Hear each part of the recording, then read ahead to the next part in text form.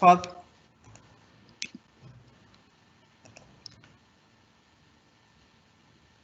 Muito bom dia a todos. Em nome da APD Portugal, agradeço a vossa presença no nosso evento O Desafio das Tecnologias e o Futuro do Trabalho. A APD, Associação para o Progresso da Direção, tem como ambição contribuir para o desenvolvimento da qualidade do tecido empresarial. Proporciona a administradores e diretores networking de excelência, formação e informação de tendências nacionais e internacionais. A APD Portugal integra a APD Internacional, que conta com mais de 3.500 empresas e cerca de 200 mil diretores com perfis mais exclusivos do ecossistema de negócios. Tem presença em 7 países, além de Portugal, Espanha, Marrocos, Peru, Colômbia, Equador e México. Hoje estamos aqui para o 4º e último evento dedicado à gestão de recursos humanos pós-Covid-19. Tivemos a presença da TAP, da Garrigues, da Manpower Group, da Robert Bosch, de Santander, da Amrop, da Delta Cafés, da Sonai MC e hoje a nós e a Tech Privacy. Abordamos o contexto jurídico na área de recursos humanos, a nova organização do trabalho e a liderança. Hoje encerramos com a tecnologia, como não poderia deixar de ser. É já do entendimento de todos que o digital não é o futuro, mas sim o presente. E o digital pressupõe, como é claro, a tecnologia. Sem tecnologia, o que teria sido do mundo e da economia com o Covid-19? É verdade que no passado outras pandemias assolaram o mundo, mas vivemos tempos extraordinários e tem sido a tecnologia o nosso bote de salvação. Manter as empresas a funcionar na medida do possível acidentes, mas acreditamos que esta é também uma oportunidade sem paralelo para apostar nas novas formas de trabalhar. Hoje temos connosco 3 gurus na área das novas tecnologias. Ana Paula Marques, vice-presidente da NOS SGPS, Luís Filipe Antunes, professor catedrático da Universidade do Porto e associado com a Tech Privacy. São os nossos convidados e oradores. Temos a Maria da Glória Ribeiro, associada da APD Portugal, é fundadora e Managing Partner da Amrop Portugal e que vai moderar o debate. Maria da Glória Ribeiro é mestre em Psicologia pela Universidade do Porto, apoiou um grande número de empresas ao nível de Senior Management e Leadership Assessment, tem forte background na área de consultoria estratégica e comportamento organizacional, é autora do livro Eu Sou o Meu Maior Projeto, entre outras publicações de enorme notoriedade. Está entre as 200 melhores consultoras de Executive Search a nível mundial. Muito obrigada, Maria da Glória, por ter aceito o nosso convite. A sua contribuição é fundamental. Antes de passar a palavra à Maria da Glória, eu gostaria de anunciar no próximo dia 14 o nosso próximo evento com a Continental e a Bosch e a Garrigues sobre a nova legislação laboral em vigor. Muito obrigada a todos pela vossa participação e vou passar a palavra à doutora Maria da Glória, que fará a devida apresentação dos oradores. Muito obrigada, Dália. É um prazer estar convosco e vou fazer o meu melhor com pessoas tão extraordinárias que já vou apresentar a seguir. E vou começar pelo Luís Antunes. O Luís Antunes, como a Dália disse, é professor catedrático no Departamento de Ciências de Computadores da Faculdade de Ciências da Universidade do Porto, é diretor do Centro de Competências em Cibersegurança e Privacidade na Universidade de Porto, é membro do Conselho Científico da Universidade de Porto e tem desenvolvido várias empresas ligadas ao mundo digital e a uma entidade na cibersegurança. A Ana Paula Marques é licenciada em Economia da Faculdade da FEP, como em gíria se diz, tem o MBA do INSEAD, tem frequentado muitos cursos de Executive Education no IMD, em Harvard, e começou a carreira no marketing de uma das maiores empresas mundiais da área do consumo, a Procter & Gamble. Depois mudou para a Optimus, no marketing, que foi evoluindo neste enorme grupo Sonai de uma forma célere e consistente, e hoje é board member da NOS, penso, com vários pelouros, entre eles o pelouro das pessoas, e é muito nessa qualidade que eu achei que poderia dar um contributo excelente a este ciclo de conferências que a APD me desafiou a moderar. Ligado o tema é o desafio das tecnologias no futuro da empregabilidade, no futuro do trabalho. Eu fui buscar assim algumas notas que tanto um como o outro, um como catedrático, o Luís, a Ana Paula como professora no Porto Business School, hão de ter muitos mais números, mas eu encontrei estes que acho elucidativos. Antes da pandemia, em maio de 2019, na Singularity University, no curso do Executive Program, eu ouvi o Neil Jacobstein a afirmar que 30% dos trabalhos que hoje conhecemos, antes da pandemia, serão no imediato abrangidos pela disrupção da inteligência artificial. Dizia-se 30% há um ano. Mais tarde, vinham ler muitas publicações sobre esta matéria e já há pouco tempo, a Microsoft afirmava que 70% dos empregos de hoje estarão obsoletos no máximo numa década e que 65% das nossas crianças vão ter um paid job, uma empregabilidade em funções que hoje ainda não conhecemos. Toda esta matéria é extraordinariamente desafiante e leva-nos a pensar, eventualmente, como é que a pandemia acelerou, provavelmente, estes processos e tornou aquilo que se diz que são os optimistas, os futuristas otimistas, se calhar numa realidade que já não é o otimismo, é a realidade já de imediato, que já se está a viver. Então eu gostava de começar pelo Luís e começava desafiando com esta meditação. Sendo a inteligência artificial não uma possibilidade futura, mas um assunto que já está a correr na transformação que as empresas estão já hoje a estudar e, dentro do possível, mesmo com as restrições atuais, a pôr em prática, é inegável que a humanidade vai ter que mudar profundamente e ter muitas transformações em termos da sua empregabilidade, da sua função social, no sentido da sua função social, por um lado. Por outro lado, estes futuristas otimistas, traduzindo à letra, falam muito na abundância, no abundant, não de luxo, é um conceito absolutamente postulado, mas na facilidade de todos terem acesso a tudo, como hoje acontece com as redes sociais, todos, enfim, os que vivem num mundo não democrático, enfim, sem dar exemplos, não vale a pena estarmos aqui com isso. No mundo democrático, no mundo ocidental, no mínimo, e democrático. Então, eu gostava de pôr o Luís Antunes como um investigador nas áreas da digitalização em geral e fundador de empresas nesse sentido.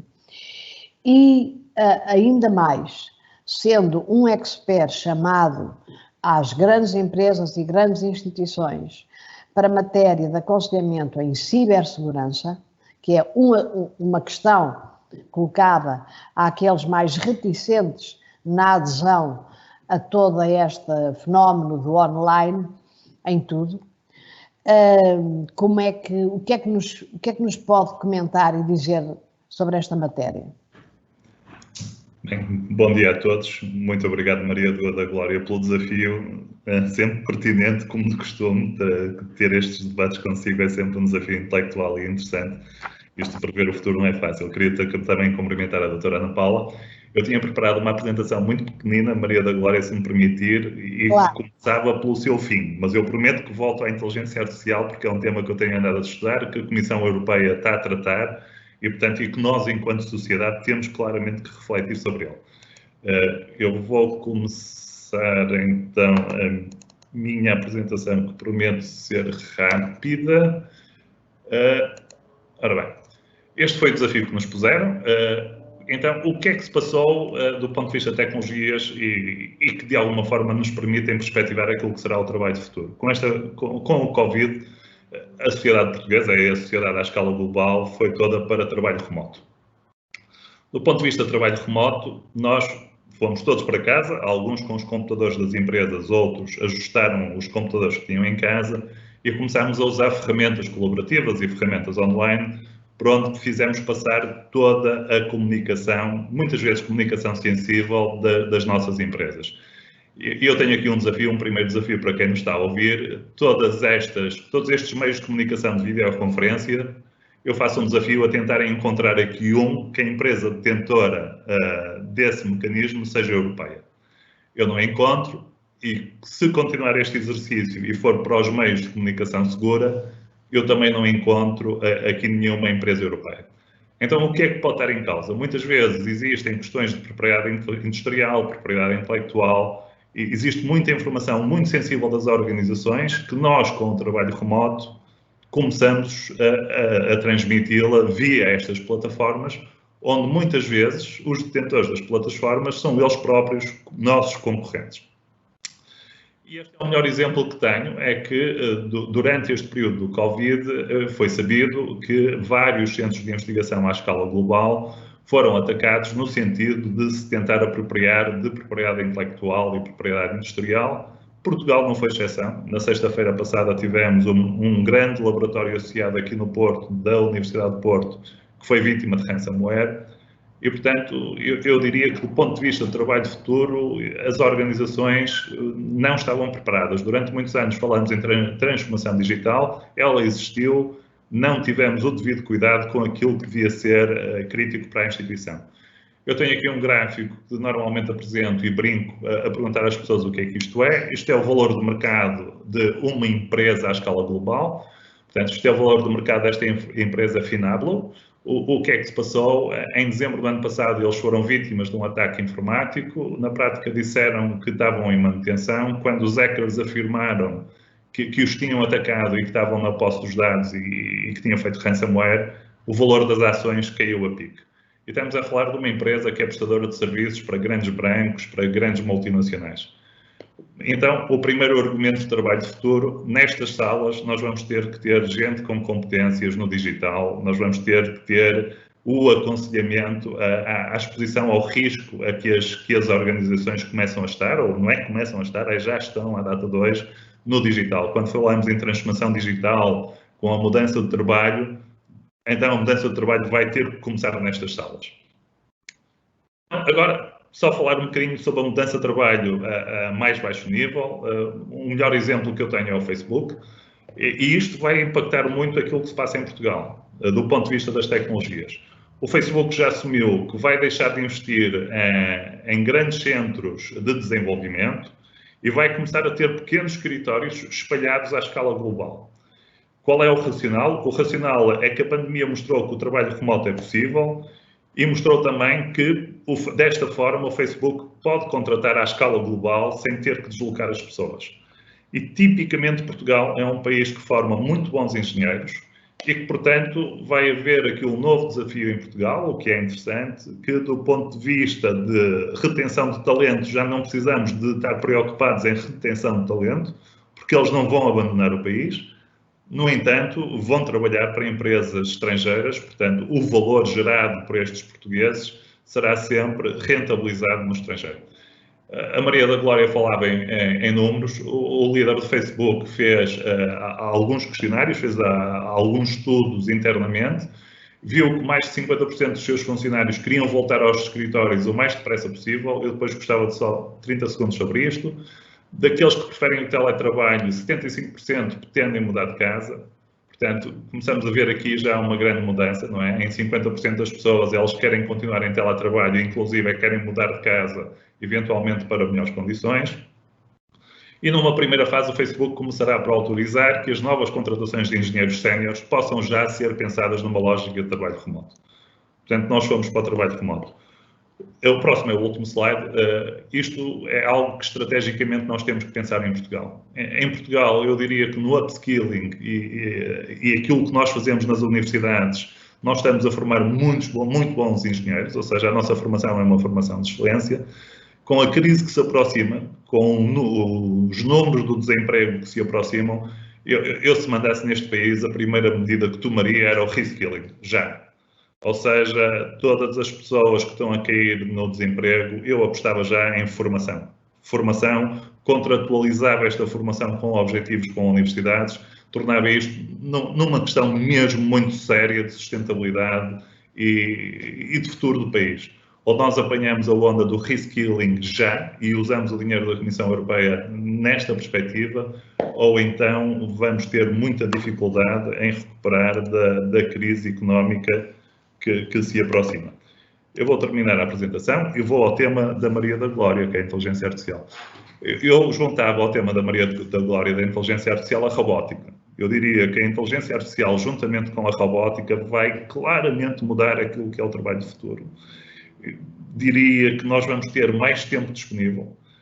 Nas empresas em que estou envolvido, nós já tomamos a decisão definitiva de só estaremos 3 dias por semana na empresa, 2 dias por semana as pessoas estarão em casa e remotamente. Eu acho que nós vamos ter mais tempo e que vamos ter mais tempo pessoalmente. Aqui há tempos ouvimos falar em algumas geografias em que a semana de trabalho poderia passar a ter 4 dias. É uma medida, na minha opinião, interessante e inteligente, mas acho que as coisas vão mudar. Quando a Maria da Glória falava que 65% da empregabilidade da futura geração passa por funções que hoje não são conhecidas, bem, eu permitia-me especular aqui uma coisa: ciência de dados. A inteligência artificial precisa de alguém especialista em conseguir, precisa de dados e precisa de extrair conhecimento de dados. Portanto, eu diria que o aconselhamento que eu dou aos meus filhos hoje em dia, e se tivesse que dar, não o vou fazer, mas do ponto de vista de carreira de futuro, a ciência de dados é claramente algo em que as pessoas deviam estar a olhar e deviam estar a apostar. E se calhar parava aqui, dava tempo à Maria da Glória e à doutora Ana Paula para uma próxima. Muito obrigada, Luís, e respondeu claramente, e obrigada pela sua apresentação também. E parece-me que o Luís, o que é normal, é a sua prática, trabalha no mundo do desenvolvimento de software, no mundo da digitalização, é a sua área de especialidade, é a sua cátedra, e na cibersegurança.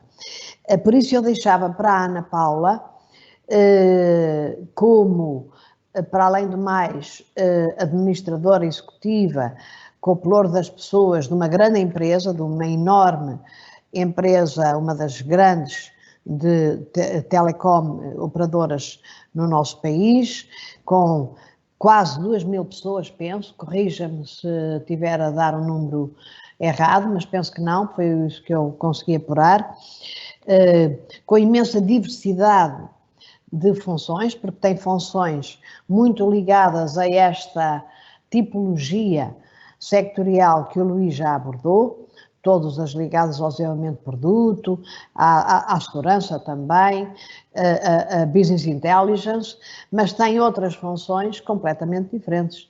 As funções ligadas ao entretenimento, com os cinemas, ou funções ligadas à estratégia de comunicação, no marketing, entre várias. E, portanto, fazia uma pergunta mais alargada,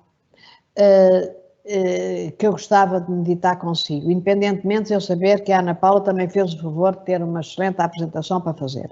Mas eu gostava depois que a Ana Paula tivesse aqui a oportunidade de falar nisto. Quer dizer, esta necessidade de captação e de aquisição de novas competências digitais passam pela tal formação que o Luís já estava a aconselhar o Governo como é que eles chamavam? Na bazuca, que aí vem guardar ali uma parte, uma percentagem ligada às pessoas, mas quando se pensa nisso, o que é que lhe parece? Que funções, isto muito virado não só para os líderes, mas também nós somos seguidos nestas conferências por muitas pessoas de direção de pessoas, de direção de recursos humanos, muitas com headcounts blue collars, portanto, de competências indiferenciadas, e então eu gostava que a Ana Paula partilhasse connosco algo que de certeza já meditou e que tem ideias. Como é que estas pessoas se podem reinventar? Quais são as áreas? Porque não são aqueles engenheiros extraordinários que vão trabalhar no Facebook de cá e que estão já a trabalhar na Google de cá, etc., que precisam de ter esta preocupação. Esses já estão lá, já estão na onda. Mas para os outros, para as pessoas que são accounting, que são audit, que são administrativos, têm funções transacionais, isto dentro dos escritórios, para aquelas que estão nas fábricas e que são indiferenciadas, onde a impressão 3D, onde os braços robôs ainda não chegaram, mas vão chegar rapidamente. Ana Paula, o que é que nos diz e que conselhos daria a esta enorme amálgama de pessoas, que é muito aquilo que a sociedade e os políticos chamam de classe média? Portanto, como é que essas pessoas se podem reinventar? Algumas, acredito que se reinventam capacitando-se digitalmente, mas muitas, única e simplesmente, esta transformação vai fazer desaparecer o seu lugar. E, portanto, parece-me, dizem, mais uma vez, abordo o tema dos futuristas, quando falam em abundance, falam que o que vai sobrar para os humanos são funções humanas e não aquelas boring que ninguém quer fazer, aquelas transacionais administrativas. Essas vão ser os robôs e a inteligência artificial a responder a isso. Eu sei que é complexo, é quase filosófico, mas eu atrevo-me a deixá-la a falar-nos sobre isto. Não estamos a ouvir, não estamos a ouvir.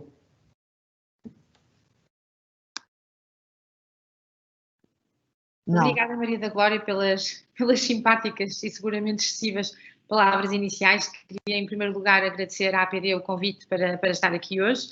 Agradecer aqui aos meus colegas de painel, ao professor Luís e à Maria da Glória, porque vai ser seguramente muito interessante podermos partilhar aqui este espaço hoje, e também a todos aqueles que estão connosco hoje, que não nos conseguimos ver, mas que teremos depois também muito interesse em ouvir as vossas perguntas para que seja também um debate interessante. Eu preparei aqui muito rapidamente para lançarmos a discussão alguns tópicos sobre os principais desafios que vemos hoje do ponto de vista de futuro. Alguns deles já foram aqui abordados pelos dois colegas e, portanto, vou rapidamente também percorrer algumas ideias para lançar aqui alguns tópicos para debate e depois voltar à interessante questão que a Maria da Glória colocou, que é que desafios é que este futuro traz. E achei curioso o que a Maria da Glória referiu, que é para os líderes que temos, para os colaboradores, para os profissionais de recursos humanos, para as empresas e depois para uma tipologia de população que se pode entender que vai estar aqui mais sob fogo neste contexto do trabalho do futuro. Aquilo que preparei para discutir aqui convosco hoje prende-se muito rapidamente com o que é que são estes principais desafios tecnológicos no futuro do trabalho e algumas ideias de forma muito, muito rápida. Porque este futuro do trabalho vai nos trazer alterações não só em novas formas de trabalho, que algumas daquelas foram referidas hoje e quando o Luís refere, e hoje em dia quando as pessoas olham para Blue Jeans ou para Teams ou para Zoom, temos já uma profusão de todos os colaboradores que não há quase, há poucos que não sabem exatamente o que é que são, mas a verdade é que se retrocedêssemos no tempo 6 meses, muitas delas ainda eram desconhecidas e, portanto, há aqui novas formas de trabalho. a digitalização e o analytics eram imperativos que já aconteciam previamente, mas aquilo que neste momento tiveram foi uma aceleração gigantesca. Nós andamos anos para a frente de uma forma muito rápida e depois queria terminar falando-vos um bocadinho do tema do propósito, que é algo muito relevante no contexto das organizações e vai continuar a ser relevante quando falamos do futuro de trabalho. Nós, de facto, hoje olhamos que temos 70% dos colaboradores, isto é um artigo relativamente recente da HBR e com um survey que a McKinsey fez globalmente, em que temos 70% dos colaboradores dizem que a possibilidade de trabalhar remotamente é um fator que tem em conta na sua próxima procura de desafio profissional. E é importante nós vemos aqui que o trabalho remoto, que é uma inevitabilidade e algo bastante bom do ponto de vista dos nossos colaboradores, mas é importante nós percebermos que o trabalho remoto, eu sei que esta afirmação pode ser um bocadinho polémica, mas não é só tudo um mar de rosas. Eu faz-me imensa confusão quando vejo as pessoas a dizerem isto vai ser tudo 100% remoto, isto funciona, que é uma maravilha, vimos que a Covid trouxe aqui um contexto em que isto tudo funciona em remoto.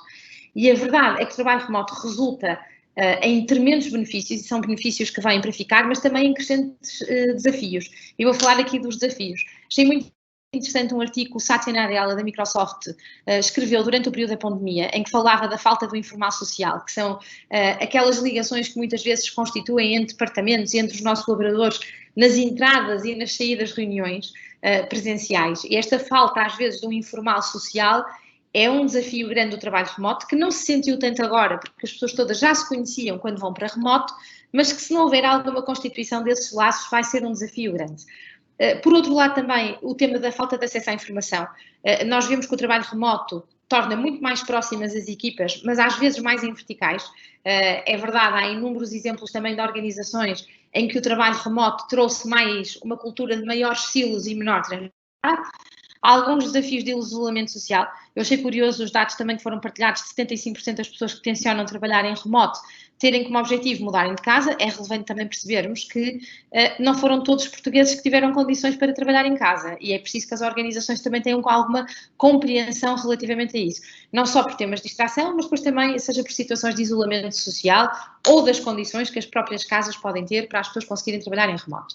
Mas dito isto, o remoto é uma realidade que já era um imperativo antes da pandemia, e obviamente veio muito acelerado e eu tenho aqui um grande contentamento porque em muitas organizações que às vezes eram mais céticas ou tinham mais dúvidas sobre o trabalho remoto, viram que é uma inevitabilidade que vem para ficar, mas tem que ter aqui doses e formatos distintos consoante a tipologia de funções. Estas novas formas de trabalho implicam que as organizações também têm que ajudar os seus líderes a adaptarem-se à gestão de equipas em contexto remoto.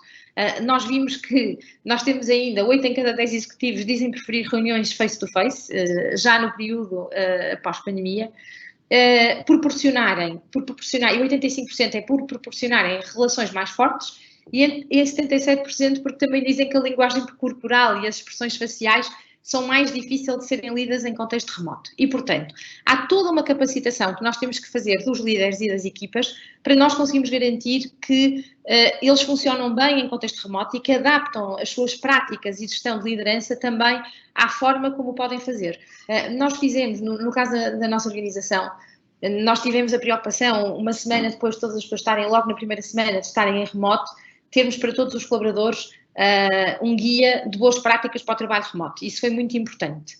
Mas depois, numa fase mais à frente, quando fizemos um survey de clima social em pleno período de Covid, verificamos que também era muito importante treinarmos as nossas lideranças de como fazer engagement, por exemplo, em contexto remoto, que é uma formação que inclusivamente vamos agora fazer para todos os líderes, porque vimos que era muito importante adaptarmos os líderes e os responsáveis de equipas a todos esses novos contextos. O tema da cibersegurança, que já foi aqui muito falado e que o Luís seguramente dará aqui um apor muito interessante, já era, obviamente, já estava no top of mind dos decisores, mas vai passar a ser um mindset de todos neste novo normal. Aquilo que vimos é que um survey já feito em abril deste ano mostra que 68% das organizações vão aumentar o investimento de cibersegurança em 2020 e vemos também dados da Google de abril em que já tínhamos 18 milhões por dia de e-mails de phishing e de malware relacionados com o Covid-19 detectados pela Google e, portanto, todo este contexto do trabalho remoto vai trazer, já está a trazer e trará ainda mais desafios acrescidos de cibersegurança que devem ser enablers. Portanto, a questão não é como é que paramos o trabalho remoto, é uma realidade muito positiva, mas é como é que nós conseguimos garantir que ele é feito em total segurança e não colocando aqui riscos acrescidos às organizações que estão todas a trabalhar também nesse sentido. Por outro lado, temos um futuro do trabalho em que a atual crise só veio reforçar a necessidade de transformar os negócios no caminho do digital e do analytics. O caminho do digital e do analytics eram realidades já tremendas em contexto pré-Covid e realidades que as organizações que conseguirem fazer transformação ágil, veloz e com impacto no domínio do digital e do analytics serão organizações que trarão aqui competências muito grandes para o futuro e muito mais sucesso.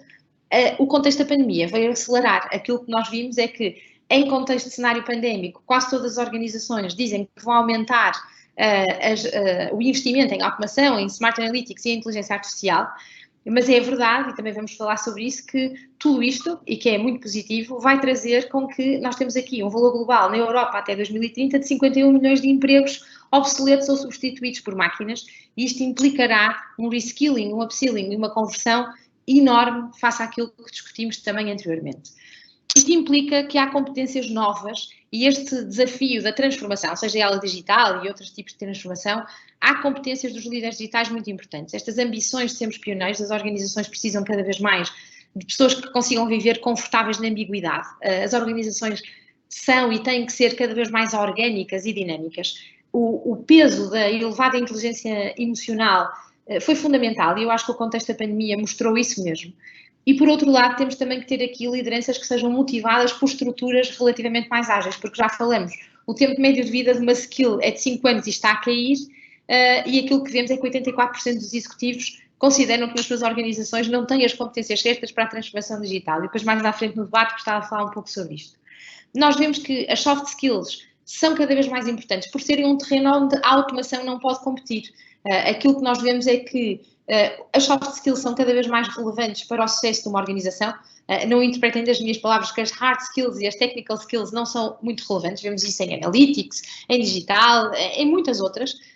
Mas, de facto, esta componente também é uma componente que ganha peso nas organizações. E, obviamente, aquilo que nós vemos é que toda esta componente da inteligência artificial, da automação, etc., é fundamental. Temos que saber utilizá-la de forma positiva na organização e garantir que as nossas pessoas não a veem como desumanização, como fatores de stress, de isolamento, de fiscalização.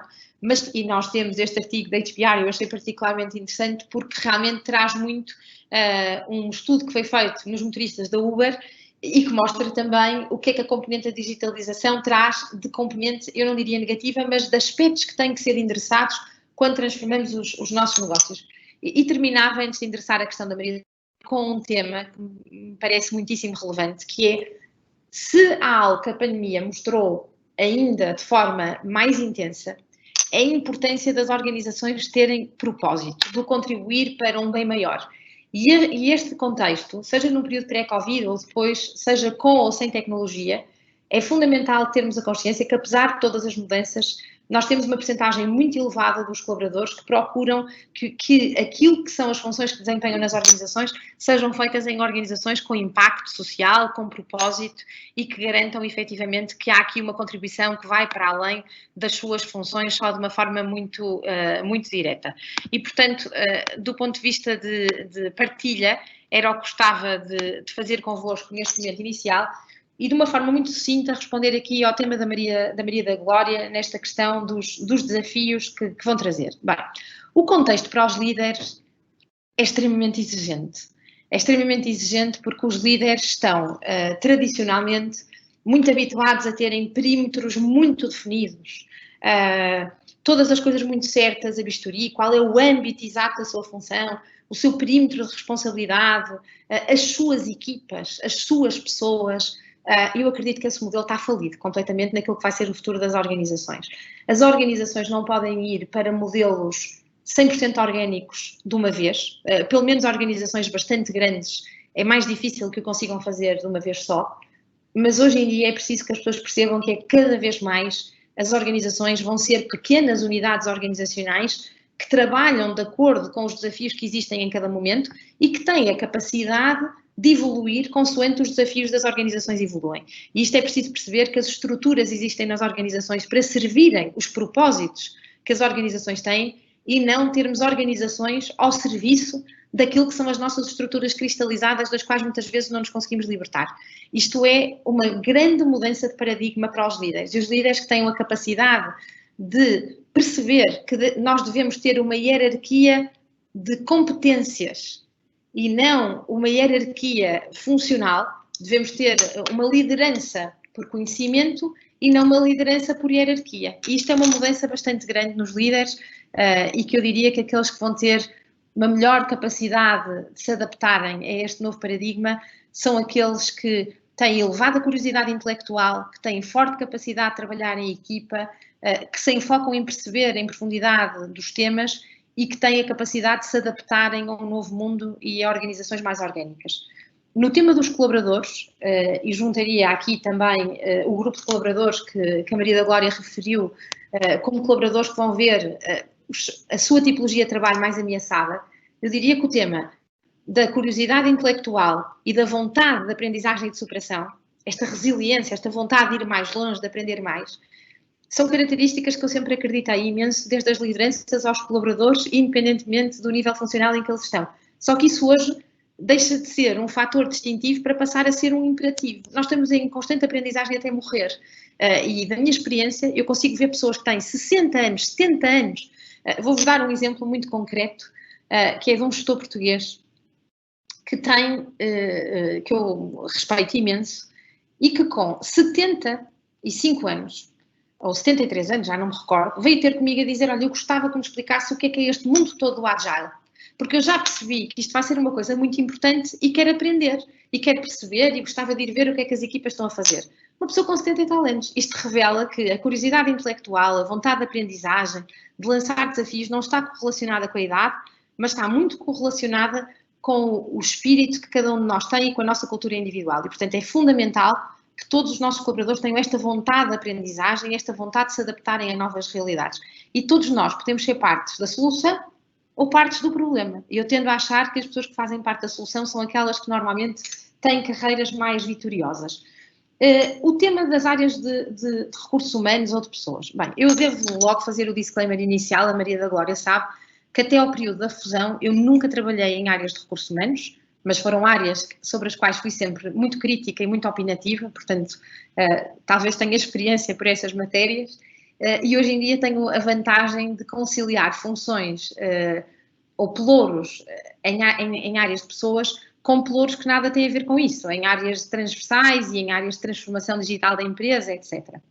E, portanto, o que eu diria é que as áreas de pessoas, de cultura, têm hoje muitos motivos para estarem contentes, porque o papel que estas áreas vão desempenhar, já desempenham e desempenharão nas organizações, vão ser fundamentais, porque elas são uma Suíça, elas têm que ser catalisadoras destes novos modelos orgânicos, têm que ser altamente desafiadoras, têm desafios de capacitação, de upskilling, de reskilling, de construção de cultura organizacional, de new ways of working nas empresas, que são tremendas.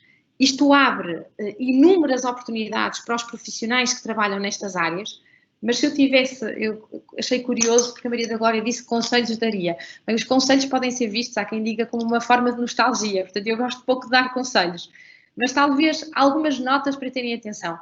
Para as áreas de recursos humanos é dizer, vejam isto como uma tremenda oportunidade,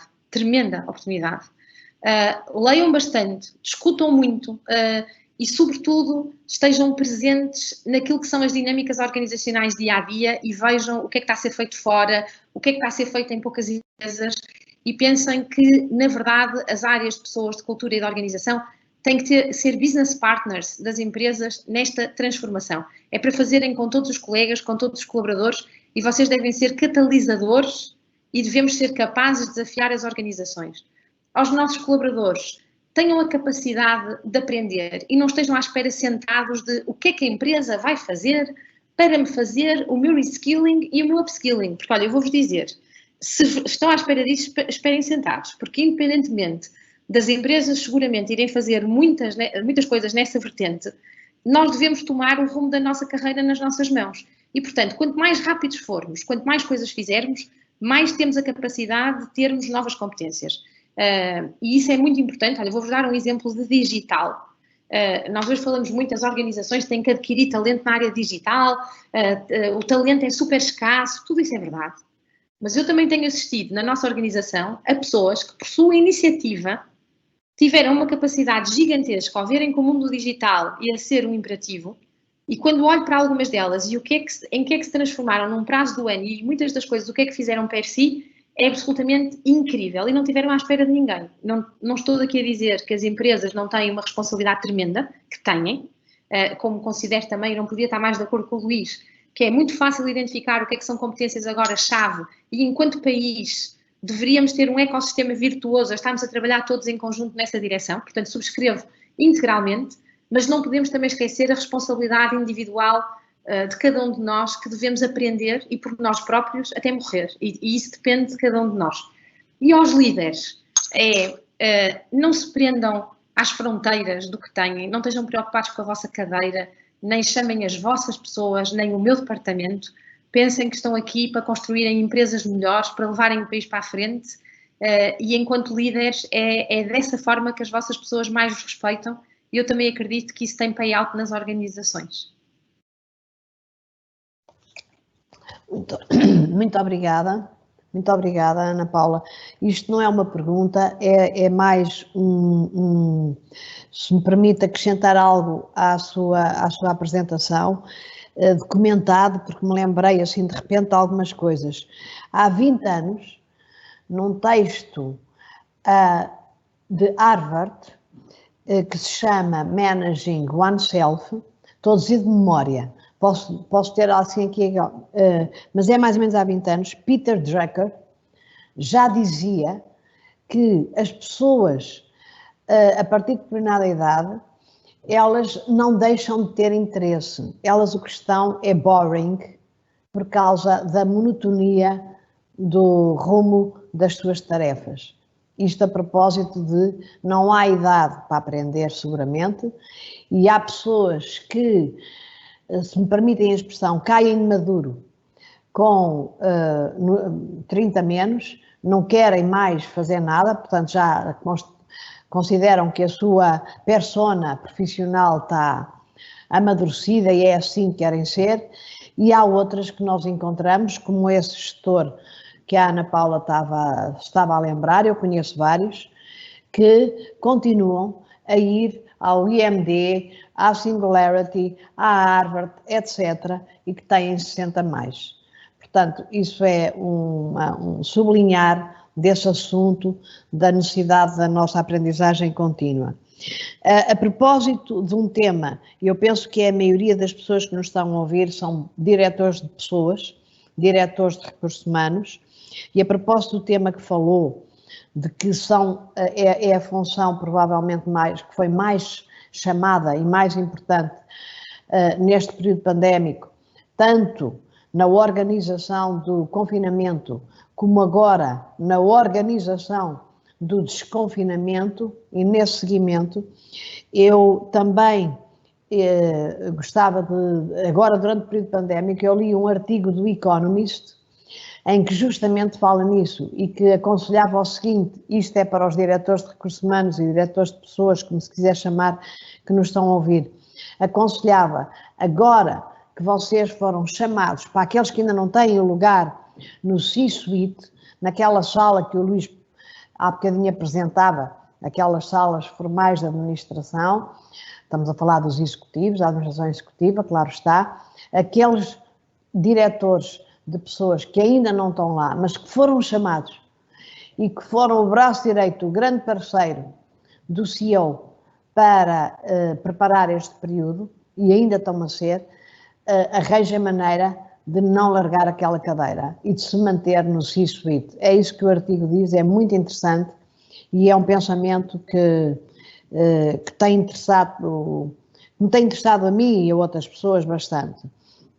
Só mais um comentário sobre as carreiras e a necessidade de repensarmos a forma como as fazemos. Eu atrevo-me a acrescentar algo mais disruptivo, é que a ideia de fazer uma carreira vai deixar de existir. Parece, e dados que eu não tenho agora aqui, dizem que em muito breve, as pessoas que agora estão a começar o seu PJ, portanto, a sua vida profissional, e isso eu vejo em algum aconselhamento que faço a muitos júniores que saem do INBEV, peço desculpa, do IMBA, do International MBA, não dos executivos, daqueles mais novos, ou, por exemplo, do programa de SEMES, que a Universidade Nova tem o privilégio de receber também cá. São pessoas com muito pouca experiência, ali com 3, 4 anos de experiência máximo. Eles não projetam, na grande maioria, a sua vida futura como uma carreira. Eles veem 3, 4 anos e uma mudança, entretanto, ou quem diz 3, 4 anos pode ser 5 ou 6. Não há um compromisso, cada um saberá. Portanto, dá-me a ideia que vai haver várias vidas profissionais de acordo com o nosso perfil e com aquilo que vamos crescendo e o desenvolver das nossas competências e das novas motivações durante a nossa própria vida. Teremos a oportunidade de experimentar várias vidas. E não só, como no milénio que já passou se dizia, e se documentava, que era muito bom as pessoas reformarem-se muito cedo, claro que não se pensava no problema da segurança social, mas reformarem-se muito cedo para depois terem a outra vida. Não há uma questão de reforma, todos vamos ter que ser úteis, provavelmente até próximo do final das nossas vidas, se é que há final, porque os futuristas também já falam da morte, da própria morte. Bom, mas isso é um outro tema e estamos a falar já de outras questões que não são aqui chamadas. Portanto, acho interessantíssimo, muito obrigada, Ana Paula, mas era um comentário que eu queria fazer. Assim, Luís falou da capacitação que nós temos cá em Portugal ao nível dos engenheiros de informática, das competências digitais, por um lado, por outro lado, da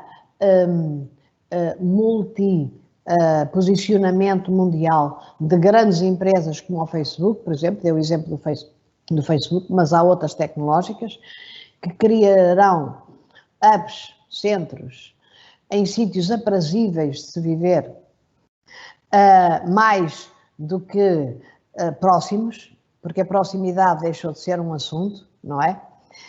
E, portanto, aqui, nós, cá em Portugal, que criamos tanta atratividade de vivência, vamos provavelmente ter vantagens nisso, mas mesmo assim, apesar desse futuro risonho, que parece que essas pessoas, que são seus alunos hoje, que são os seus alunos de hoje, vão ter, o que é que lhes diz sobre precauções e, mais do que precauções, como é que eles podem tirar partido máximo daquilo que querem fazer e ligar a um assunto que a Ana Paula falou, o risco dessas pessoas estarem remotamente, não naquele escritório do Facebook que vai abrir cá, mas remotamente nas casas que entretanto organizaram para si, sem as relações sociais de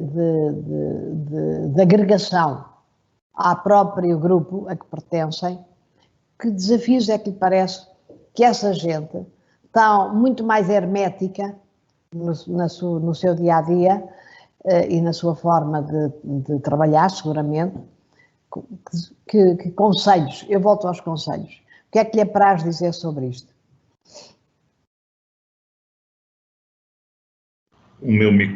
Estava a tentar ligar o microfone, Maria da Glória. É uma excelente questão. Antes de mais, eu gostei imenso da apresentação da Ana Paula. Depois queria fazer alguns comentários, porque me revi do ponto de vista agora, não do mercado, mas da universidade, a forma como eu giro os meus alunos. Muito, muito parecido com aquilo que a Ana Paula defende. Para responder à Maria da Glória, eu vou-lhe dar com um exemplo real e que já está a acontecer, Maria da Glória. O que é que está a acontecer que para mim foi extraordinário. Alguns ex-alunos, e eu estive recentemente a falar com eles, o que fizeram neste momento, em trabalho remoto de empresas diferentes, eles foram para o coworking, ou seja, eles arranjaram espaços onde são amigos entre eles, do tempo de faculdade, habituados a trabalhar em conjunto. Embora tenham, neste momento, entidades patronais diferentes, eles sentiram a necessidade de sair de casa e de se juntarem em espaços de coworking e continuar a trabalhar e a conviver. Esse aspecto social eu acho que é importantíssimo. As soluções que se começam a desenhar, eu acho que é interessantíssimo, e comecei aqui um bocado um estudo, porque eu antecipo que estas soluções, que eles próprios, de forma um bocado orgânica, começaram eles a desenhar, podem ser o embrião de empresas muito, muito interessantes, de novas empresas, de novas iniciativas, muitíssimo interessantes. Ou seja, e agora ligando um bocadinho àquilo que a Ana Paula disse e a minha experiência pessoal, bem, alguns aspectos. Eu concordo completamente que esta questão do trabalho remoto não é um mar de rosas. Eu, pessoalmente, sinto falta daqueles 15 minutos no trânsito, eu até tenho medo de dizer isto, mas sinto falta, que me davam aqui uma capacidade de mudar de contexto, do contexto familiar para o contexto de trabalho. Aqueles 15 minutos faziam quase uma limpeza do meu cérebro e mudar o chip. E o trabalho remoto em casa, essa mistura daquilo que é o contexto familiar com o contexto de trabalho, eu acho que é muitíssimo perigosa. Os funcionários das várias spin-offs em que estão envolvidos sentem falta de, uma vez por semana, tomar café e estar de forma relaxada a discutir assuntos, alguns de trabalho, outros não de trabalho. Portanto, há aqui uma componente, aquilo que a Ana Paula lhe chamou, não é? Aquela informalidade no trabalho, e eu acho que isso é essencial até para inovar, até para, quando a Ana Paula dizia do desafio intelectual e de estar a inovar, destas discussões que eu muitas vezes tenho ao almoço, é que sai essa capacidade de inovar. Um último comentário, eu na minha carreira universitária já comentei isso várias vezes, se há coisa que eu acho que acabei por fazer bem é trabalhar com gente muitíssimo mais brilhante do que eu. Não sei como, eu acho, aliás, não sei. Eu acho que é questão dos soft skills. Os soft skills são essenciais. Nós podemos ter gente brilhante que sem o soft skill de saber falar, de ter alguma empatia emocional com outras pessoas, fazem uma carreira a solo. No meu caso, a minha carreira foi muito baseada com gente muitíssimo competente e com uma atitude parecida com aquilo que a Ana Paula dizia, não é? Quer dizer, o que eu lhes dizia a eles é que eu já tinha feito o meu doutoramento, por exemplo, e eles tinham que fazer o deles. Tinham que trabalhar, tinham que ser resilientes. Eu acho que uma das coisas que vai ser determinante no futuro vai ser a capacidade de resiliência das pessoas. Há uma coisa aqui que me preocupa, já agora lançava como desafio, e só para terminar, preocupa-me que na componente do reskill há uma franja da população em que nós vamos conseguir fazer o reskill. Eu sei que tenho um viés para o digital, eu tenho este viés para o digital, mas há uma franja em que nós vamos conseguir fazer o reskill para o digital e o mundo vai ser digital cada vez mais. Há uma outra franja da população com quem nós temos que encontrar também soluções. Não podemos deixar ninguém para trás nesta parte da transformação digital. E aqui a parte dos recursos humanos e a parte dos especialistas em recursos humanos também tem que nos ajudar neste tipo de soluções para esta franja da população. Um último tema com quem eu tenho andado preocupado também tem a ver com a humanização da tecnologia. Nós temos cada vez mais um mundo cada vez mais tecnológico, com a inteligência artificial. O exemplo da Ana Paula, dos condutores do Uber, de alguma forma nós vamos ter que ter alguma capacidade de agora de humanizar a tecnologia.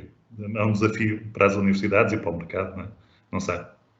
E ficava por aqui para já, Maria da Glória. Muito bem. Entretanto, nós temos uma audiência a ouvir-nos. Eu tenho aqui umas perguntas selecionadas. Não vamos ter tempo de colocar mesmo estas meia dúzia selecionadas que me puseram agora aqui, mas há duas preocupações que mais ou menos coincidem, uma da Joana Ramos e outra do Roberto, e mais ou menos ao mesmo tempo, curioso, e que eu não vou ler, não é necessário, vou tentar sintetizar. O Roberto diz, e para aqueles que não conseguem, que não têm informação suficiente para se reinventarem digitalmente, que não têm esta capacidade de base e que não gostam, acrescento eu, eventualmente. O que é que estas pessoas devem esperar?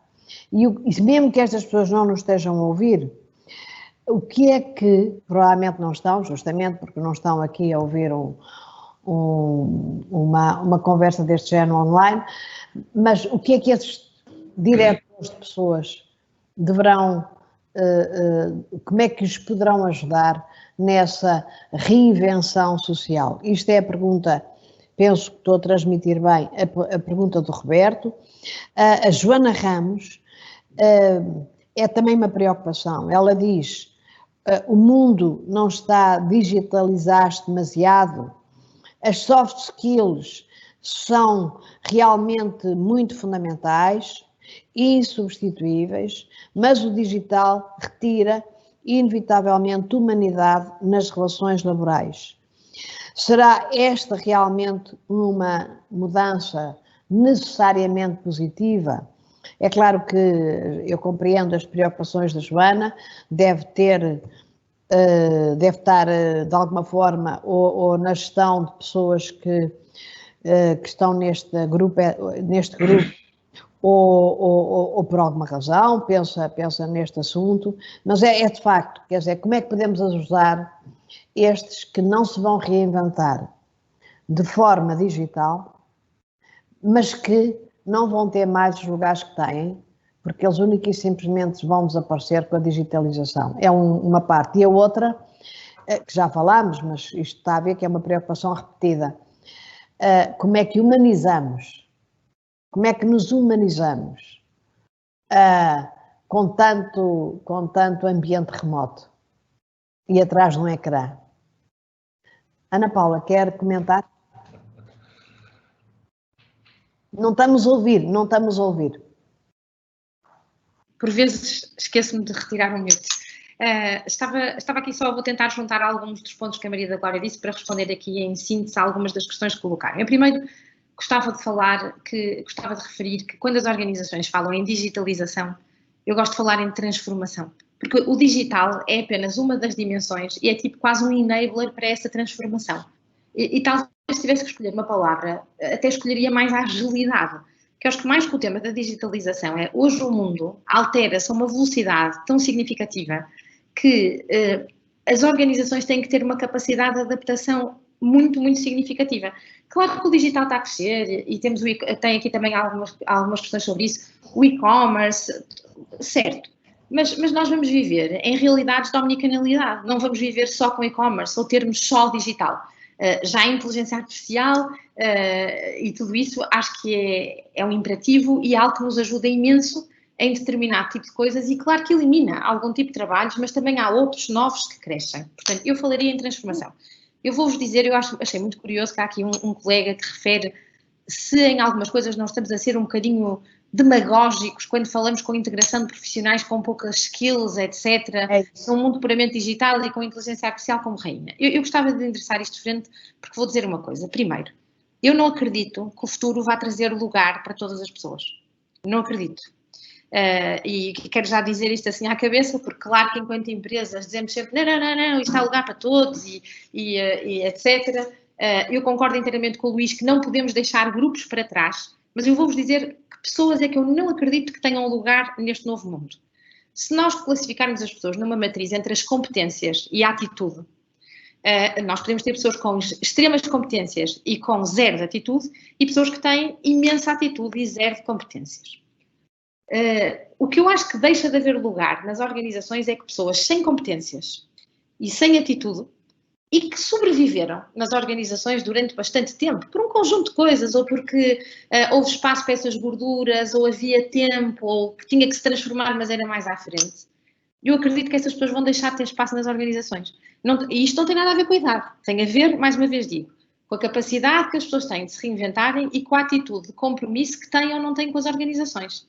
Eu acho que isso também foi muito importante durante este período do Covid, porque as pessoas também conseguiram ver as organizações que tiveram ou não tiveram compromissos com as suas pessoas.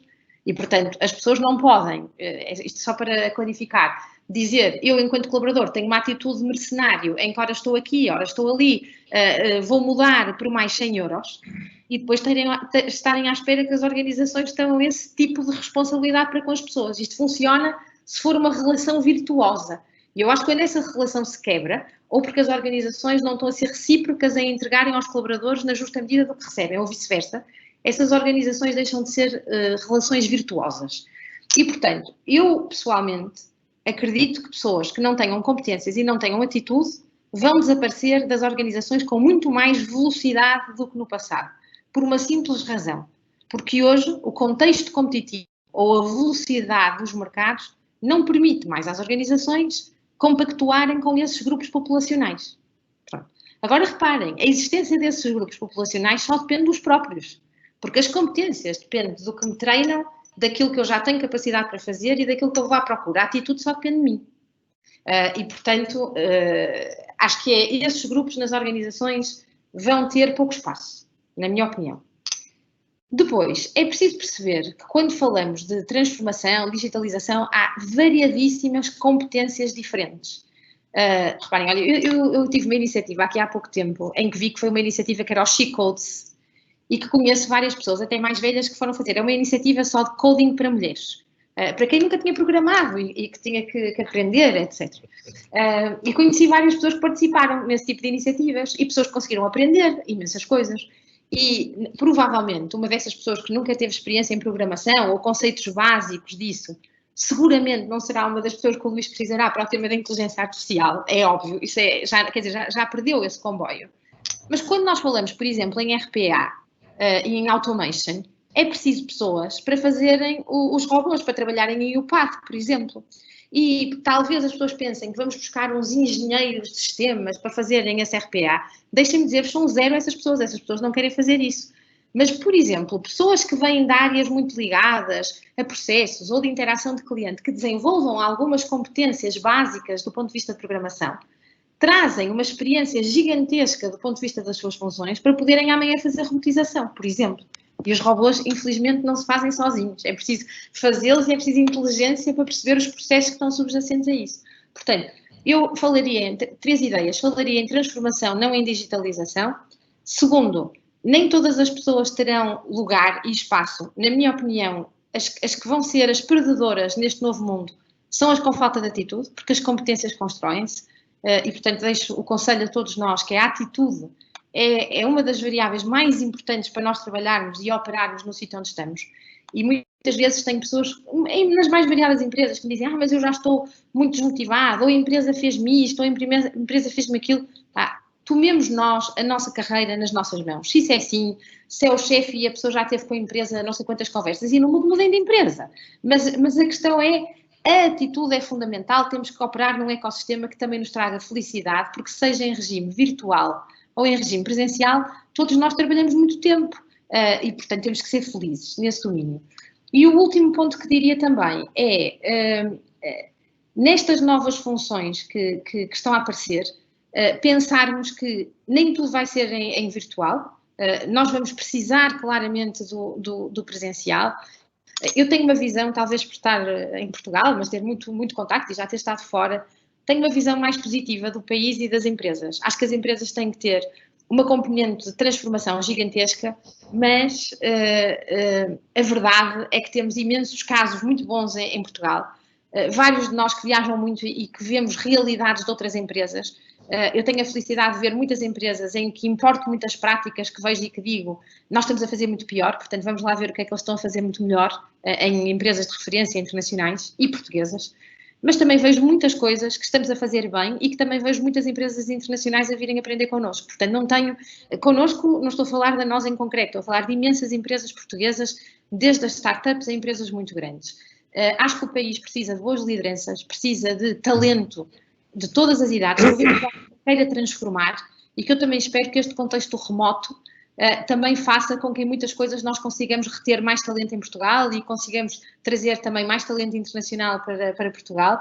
E achei curioso que um dos comentários que aqui surgiu de alguém que está a trabalhar fora de Portugal também, mesmo as empresas portuguesas, com o tema da RGPD, até pelo tema da transposição da diretiva, DPOs, até por uma questão legal, temos hoje muitas empresas em Portugal que têm que os ter, mesmo que não o quisessem. E desde já digo que eu acho que é uma figura que, mesmo que não fosse obrigatória, deveria existir. Mas neste caso já temos muitas obrigatórias também. Portanto, acho que é uma questão também depois de falar connosco, porque eu até diria que houve aqui um período em Portugal que muitas empresas nos ligavam a dizer eu quero encontrar DPOs e não tenho onde é que eles andam.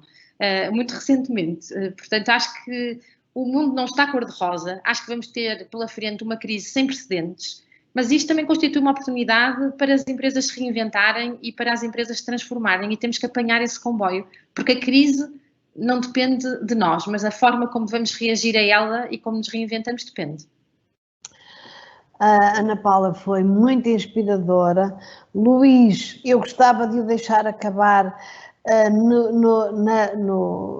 no perfil sucinto de um catedrático de digital e cibersegurança de 1 minuto, porque já ultrapassámos mais de 5 o tempo que tínhamos para nós. Como é que quer rematar e finalizar esta nossa conversa? Oh, Maria da Glória, deixa-me dizer-lhe como é que eu vou rematar, que é um bocadinho fora da caixa relativamente a isto. Volta e meia, os meus colegas perguntam porque é que eu participo em tantos webinars e não sei o quê. Eu gosto muito disto mesmo. E hoje ganhei. Eu estou completamente alinhado consigo, Ana Paula. Eu tenho essa atitude que a Ana Paula tem dentro da universidade e estou quase a ser derrotado. Gostava de ter essa atitude dentro da administração pública. O que a Ana Paula disse dentro da administração pública é muito mais difícil. É muito mais difícil. Agora, deixe-me só... Eu concordo em tudo que a Ana Paula disse, a Maria da Glória. Só um detalhe, que é, eu acho que há espaço para todos. As pessoas, tal como diz a Ana Paula, têm que ter a atitude certa para poderem caber, não é? Mas há espaço para todos. Não há ninguém que, por alguma característica que não a falta de atitude, não vai ter espaço. Estou completamente de acordo consigo. Sobre a questão dos EPDs, eu sou um EPD, eu próprio, e aqui um bocado do ponto de vista de gestão de carreira, não sei, ao fim de 10 anos a fazer a mesma coisa, sinto que o desafio intelectual já está muito, muito reduzido e tenho que começar a fazer outra coisa diferente. E, portanto, muito da minha carreira é feita assim. Eu acho que se tivermos muito esta atitude de quando estamos numa zona muito, muito confortável, de mexermos com nós mesmos e de sairmos da zona de conforto, eu acho que isso é que nos faz avançar. Portanto, eu deixaria esse conselho a todos aqueles que estão aqui a questionar do ponto de vista desta transformação digital e de falta de competências. Não é por falta de competências, eu concordo com a Ana Paula. Eu diria, por exemplo, vamos caminhar para a internet das coisas. A internet das coisas tem muito de redes. E redes são cursos técnico-opcionais, nós não precisamos ter um engenheiro hiper mega especializado nisto e cada vez há menos especialistas em redes, não é? Portanto, eu genuinamente acho que há espaço para todos e deixava essa palavra de esperança a toda a gente, que há espaço para todos. Tem que haver políticas públicas muito direcionadas e muito assertivas para não deixar aqui ninguém. Muito bem, muito obrigada, Ana Paula Marques, muito obrigada, Luís Antunes. Ficámos a saber imensas coisas, agradeço imenso a vossa preocupação e acabo com uma frase deste género. Então, há que ter a atitude certa, há que saber-nos gerir a nós próprios, porque eu sou o meu maior projeto, como eu uma vez escrevi, e há muitas vidas profissionais dentro da nossa vida. Muito obrigada e até um dia destes. Obrigada. E obrigada aos participantes. Obrigado, Maria da Glória.